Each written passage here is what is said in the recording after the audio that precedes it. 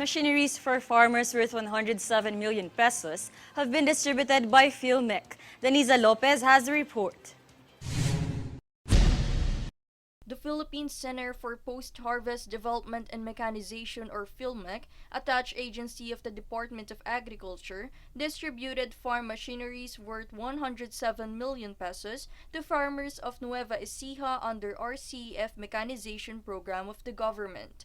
PhilMec Director Janicia Alvindia said that the conducted distribution was only a start, where in the following days and months, they will be distributing farm machineries to other areas and provinces as well, until all farmers in the country have access to farm machineries that intend to help farmers, as it will ease and hasten the process of their work.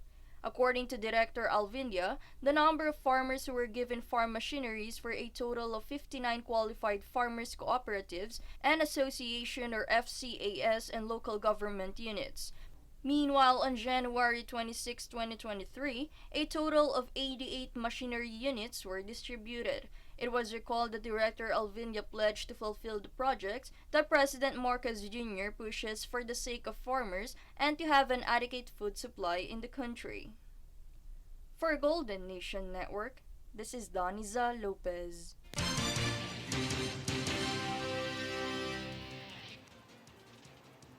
In other news, Social Weather Stations or SWS survey showed that 49% of Filipinos perceived for an improvement in their quality of life. The respondents from December 10 to 14, 2022 showed that 37% of them expect to have a constant life, while 5% are pessimistic that their quality of life would tend to get worse in the next 12 months. Meanwhile, 8% of the respondents failed to provide an answer.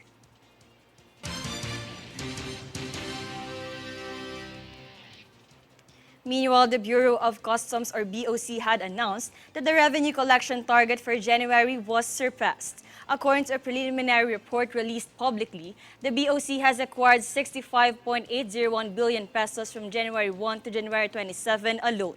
The year's initial accumulation was higher by 11.9% or 6.98 billion pesos. The BOC stated that 58.822 billion pesos is the monthly revenue collection target. The BOC continues to enforce strict controls in place under the supervision of Commissioner Yogi Filimon Ruiz to combat illegal trade and customs fraud. Ruiz said the development of trade facilitation and enhancing lawful revenue collection is also keeping with the directives of President Ferdinand Marcos Jr.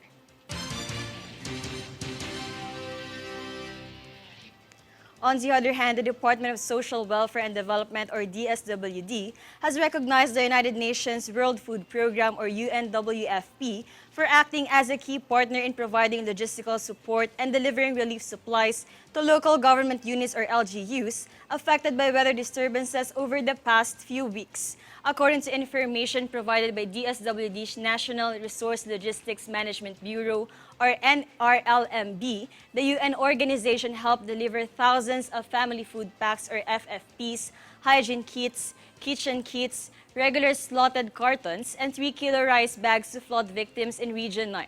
In the Caraga region, the UNWFD also distributed boxes of FFPs, kitchen kits, and sleeping kits. In addition, the UNWFD also helped Region 10 delivering FFPs, hygiene kits, kitchen kits, family tents, and sleeping kits.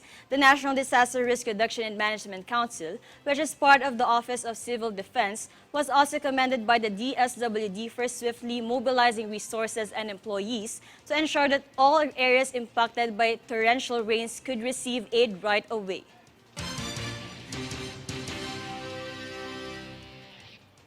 The Philippine Coast Guard Academy, or PCGA Act, also known as Senate Bill number 1673, authorizes the Department of Budget and Management to set aside 1.5 billion pesos for the Academy over the course of 3 years.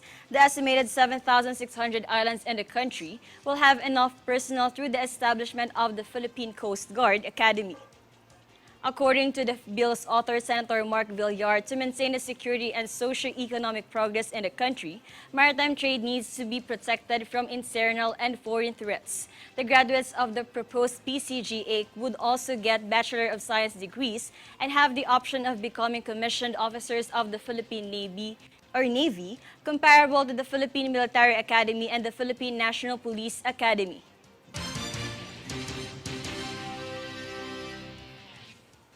the Armed Forces of the Philippines or AFP Chief of Staff General Andres Centino called on AFP personnel and officers to train the country's military in acquiring values and sharpen their skills that will hone them to become a world-class soldiers. The AFP Chief of Staff also encouraged commanders to prioritize their responsibility of visiting troops to inspire and motivate them as he promoted the AFP's major achievements in fighting against threat groups such as reduction of communist insurgency.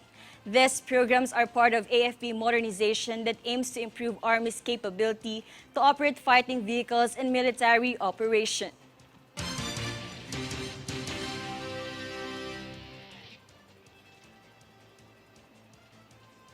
And here's a recap of today's headlines.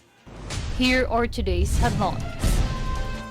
COVAX to provide bivalent jabs to Philippines.